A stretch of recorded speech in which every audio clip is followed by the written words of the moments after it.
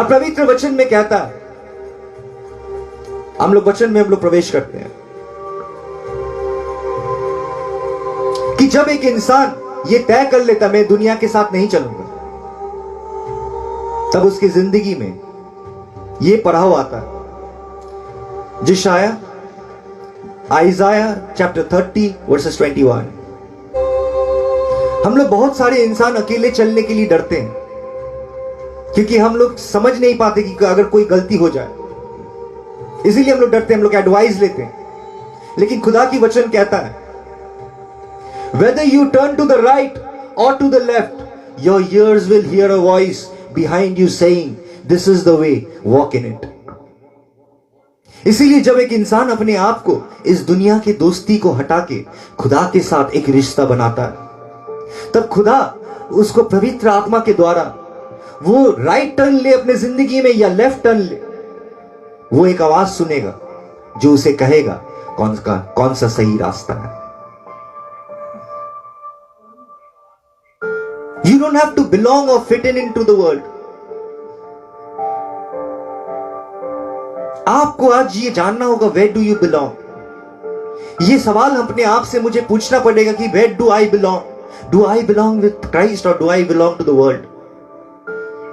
क्योंकि अगर हम दुनिया के हैं तो हम खुदा के नहीं हैं, अगर खुदा के हैं तो दुनिया के नहीं हैं। इसीलिए जो कोई भी ये तय करता है और अपने आप को पूरा खुदा के पास सौंप देता है कि I surrender all,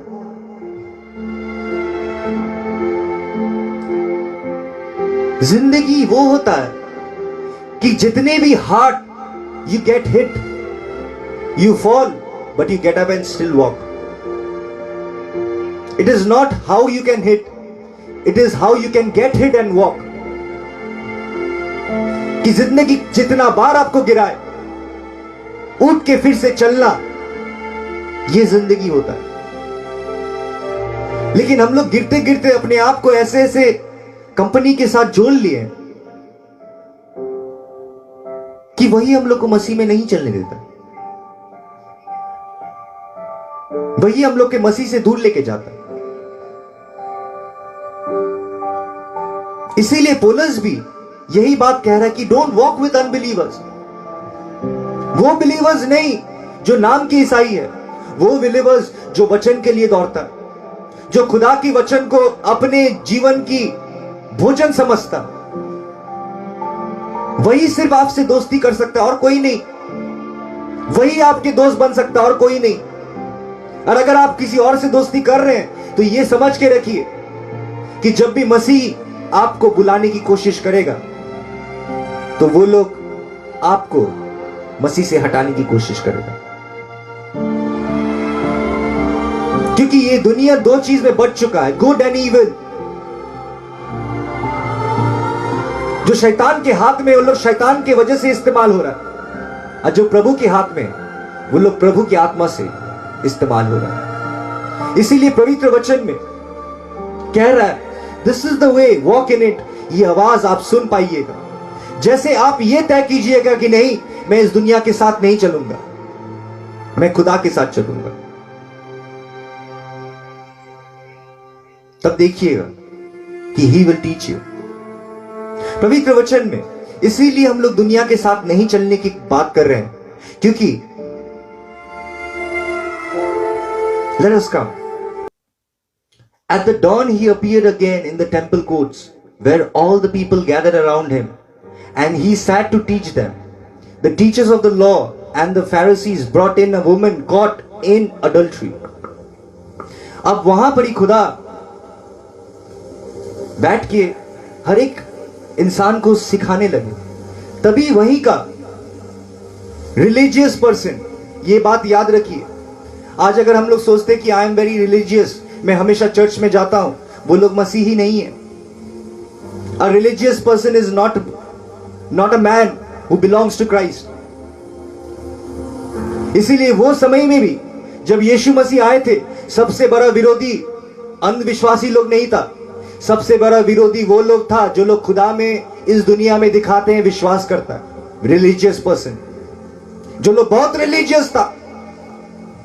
they were the expert of the law, वो लोग वचन को बहुत अच्छी तरह से जानते थे। वही इंसान लोग सबसे ज्यादा खुदा के विरुद्ध खड़ा हुआ। अगर आज हम लोग बहुत अच्छी तरह से वचन को जानते हैं, तो क्या हम लोग ही ऐसे व्यक्ति हैं कि खुदा की वचन को हम लोग रोकते हैं? क्योंकि हम लोग वचन तो सुनते हैं और दुनिया के साथ हाथ मिला के चलते हैं।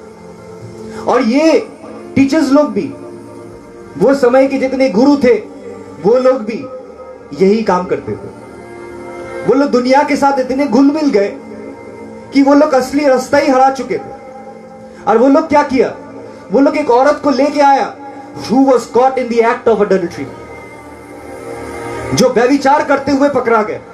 अब ये बात देखिए कि यहां पर एक औरत को पकड़ा गया व्यभिचार करते हुए, लेकिन व्यभिचार करने में सिर्फ एक इंसान नहीं लगता, दो इंसान लगता। औरत को तो पकड़ा, मर्द कहां है? मर्द नहीं था। टू एग्जीक्यूट जजमेंट वहां पर ही दोनों के ऊपर होना चाहिए था। तो पूरा ग्रुप बना के उन लोग यीशु मसीह के पास आए और एक औरत को पकड़ के लेके आए, जो औरत who was caught in the act of adultery. They made her stand before the group and said to Jesus. वो लोग ग्रुप के सामने खड़े करके वो औरत को कोसने लगे और कहने लगे कि नियम में लिखा है, वचन में ये बात लिखा हुआ है कि कोई भी अगर caught in the act of adultery उसे पत्थर से मारा जाए। और उनसे पूछने लगे, आप क्या कहते हो? फिर वचन में कह रहा है, they were using this question as a trap in order to have a basis for accusing him. क्योंकि यीशु मसीह अलग चल रहे थे, उन लोग से अलग चल रहे थे। रिलीजियस जितने भी थे, जो लोग मंदिर में आराधना, मंदिर में हर एक रिलीजियस चीज को वो लोग करते थे नियम के द्वारा, वही व्यक्ति लोग खुदा के विरुद्ध खड़े थे और खुदा की नीतियों के विरुद्ध खड़े थे, खुदा के वचन के विरुद्ध खड़े थे। आज सबसे बड़ा दुख की बात यह है कि एक गुनहगार जो मसीह को नहीं पहचानता, वो खुदा से डरता है, लेकिन जो बहुत ज्यादा वचन को जानता है, वो खुदा से डरता नहीं। उसके अंदर में वो डर ही नहीं, वो जानते हुए भी गुनाह कर रहा है। और फरीसी लोग भी ऐसे ही थे। वो लोग ये सवाल इसीलिए किए थे क्योंकि वो लोग जानते थे मसीह क्या कर रहा था, मसीहों की नीति क्या था। उसे ट्रैप करने के लिए यह सवाल उन लोग ने पूछा, ये जाल के तरह बुन के एक सवाल उन्होंने पूछा, लेकिन खुदा झुक के जमीन में कुछ लिखने लगे। वो समझते थे कि वो सवाल क्यों कर रहा। आज हम लोग ईसाई, वही ईसाई जो लोग इतने अच्छे वचन जानते हैं, इतने सच्चाई जानते हैं, इतने प्रचार सुने हैं, वही ईसाई लोग आज लूकवार्म की तरह क्रिश्चियन बन चुके हैं कि हम लोग ही खुदा के रास्ते को बंद करके बैठे हुए हैं। हम लोग ही नहीं चाहते कि हम लोग की मंडली से कोई ऐसे पापी आए जो पापी आके हम लोग की मंडली से परित्राण या उन लोगों को नजात मिल जाए।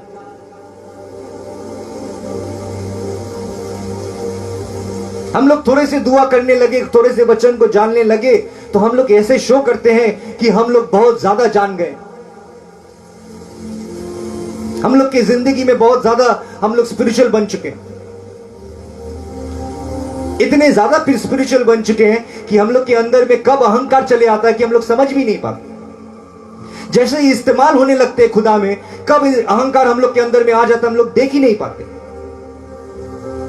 और ये लोग भी जो लोग सिखाता था वचन के बारे में, नियम के बारे में, कब उन लोग के अंदर में अहंकार आके वो लोग अंधे बन चुके कि वो लोग को खुद नहीं समझ पाते। और वही खुदाया जिन्होंने नियम दिया वो लोग पहचान ही नहीं सके। आज अगर यीशु मसीह सच में आ जाए तो शायद जितने ईसाई है नहीं पहचान पाएंगे। आज के समय में यीशु मसीह अगर किसी से कहे कि कम एंड फॉलो मी, हम लोग निकल ही नहीं आ पाएंगे, क्योंकि हम लोग इतने फंस चुके हैं, इतने जगह में फंस चुके हैं, ये दुनिया के साथ हाथ मिला के इतने फंस चुके हैं। और खुदा जानता था, लेकिन वो लिखने लगे. When they kept on questioning him, he straightened up and said to them, "Let any one of you who is without sin be the first to throw a stone at her." उन लोग सवाल पे सवाल करते जा रहे थे, वो लोग नहीं जा रहे थे. फिर खुदा ने उठ के उन्होंने कहा कि जिन्होंने गुनाह नहीं किया वो पहला इंसान बने जो इसे पत्थर मारेगा.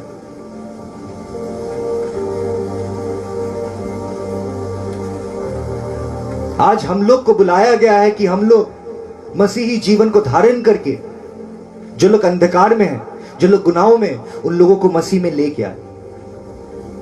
हम लोग खुद वहां फिसल के नहीं चले जाए, हम लोग खुद ना गिर जाए. इसीलिए अगर दुनिया के साथ चल रहे हैं, आज भी मैं कहता हूं कुछ बदला नहीं है. आज भी जितने मंडली में जा रहे हैं, बहुत कम ऐसे हैं जो लोग सच में यीशु मसीह से प्यार करते हैं और यीशु मसीह के तरीके जिंदगी को अपनाया. उनकी नीतियों में चल रहे, उनके वचन में चल रहे. और जो कोई भी उनके वचन में चलते हैं, he will fall into trouble.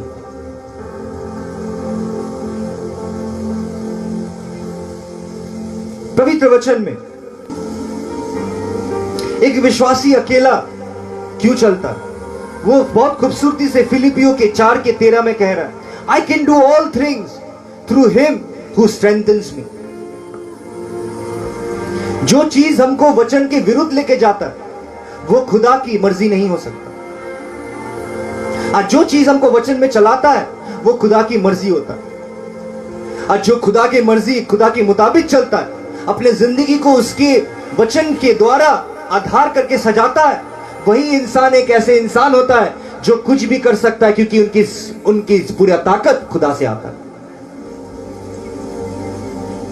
इसलिए उसको कोई जरूरत नहीं पड़ेगा, कोई दुनिया के कोई साथी व कोई सोर्सफुल आदमी, उसे जरूरत नहीं पड़ता, क्योंकि सर्वशक्तिमान ईश्वर उसके साथ है. इसलिए यीशु मसीह भी वहां पर ही ऐसे कुछ बात कह सकते थे जिससे ग्रुप लोग बहुत अच्छे हो जाते, क्योंकि सब पत्थर मानने के लिए तैयार थे.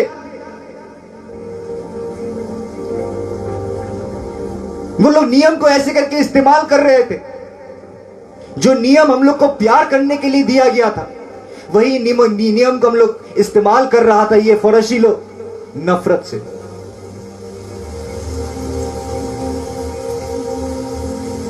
तो खुदा जानता था, उन लोग मानने के लिए इस्तेमाल कर, क्योंकि कहां गया मानने के लिए. लेकिन खुदा जानता था कि वहां पर जितने कोई भी खड़े, छोटे से लेके बड़े तक, जो पत्थर उठा के खड़े हैं, वो लोग भी सब गुनहगार हैं. और उन्होंने ऐसे जवाब दिया जो जवाब से वचन में कहता है, John chapter 8 verses 9.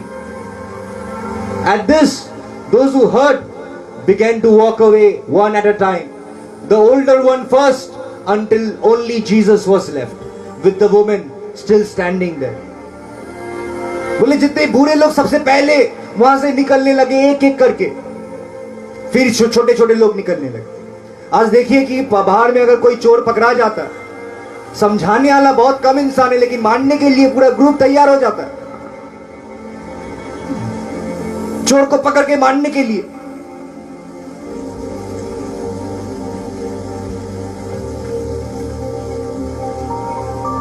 आज कितने कोई सच्चाई में दावा कर सकता है कि हम कोई चोरी नहीं किया, किसी से भी कोई भी चोरी नहीं की.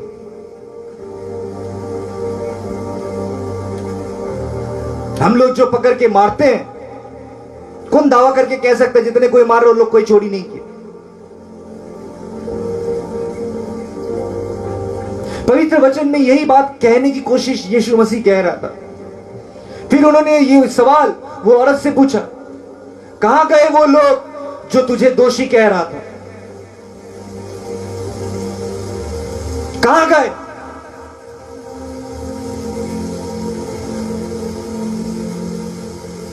इसीलिए अगर यीशु मसीह किसी को चुन लेता है, जैसे उन्होंने जोशुआ को चुन लिया था, खुदा बाप ने जोशुआ को चुन लिया था, जोशुआ को ये वाचा उन्होंने बांधा जो हम लोग एक जोशुआ 1:9 में देखते हैं, God is with you wherever you may go and no matter what life brings.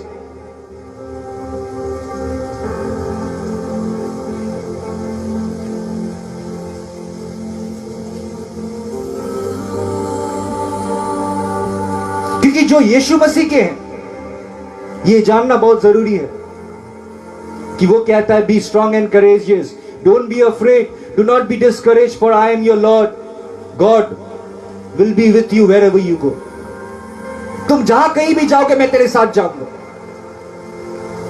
इन्होंने ये वादा जोशुआ के साथ किया।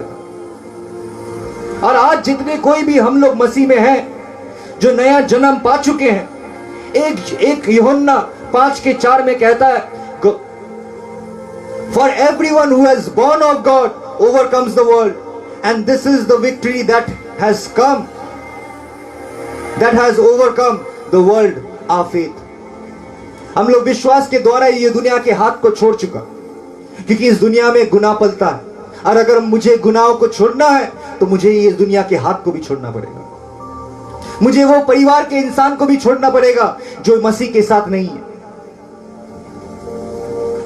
मुझे वो लोगों के साथ चलना पड़ेगा जो आज सही में वचन में चलने की कोशिश कर रहा है।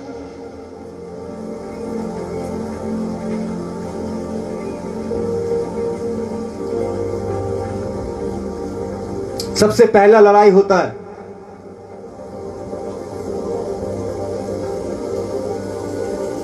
रिपेंटेंस,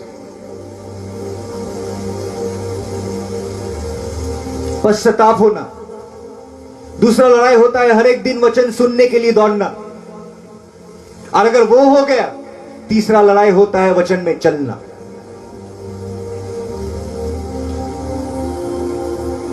और अगर वो हो जाता है, चौथा काम होता है मसीह के काम को करना, उसके काम को अंजाम देना। और अगर वो हो जाता है तो आखिर में एक काम रह जाता है, मैंने बहुत अच्छा विश्वास की लड़ाई लड़ा। और वो इंसान विश्वास से ही निकल के आता है, यही विश्वास रखता है कि मुझे इस दुनिया की ताकत की जरूरत नहीं है, मैं इस दुनिया की फेम की जरूरत नहीं है, इस दुनिया की अटेंशन की जरूरत नहीं है, कि किसने मुझे विश किया, किसने मुझे विश नहीं किया, किसने मुझे पूछा, किसने मुझे नहीं पूछा। वो अपने आप को पूरा समर्पण करता है यीशु मसीह के हाथों पे, क्योंकि वो खुदा से जन्म लिया। Everyone who believes that Jesus is the Christ is born of God, and everyone who loves the Father loves his child as well. This is how we know that we are loved. This is how we know that we love the children of God, by loving God and carrying out his commands. ये सवाल एकदम पूरा clear है।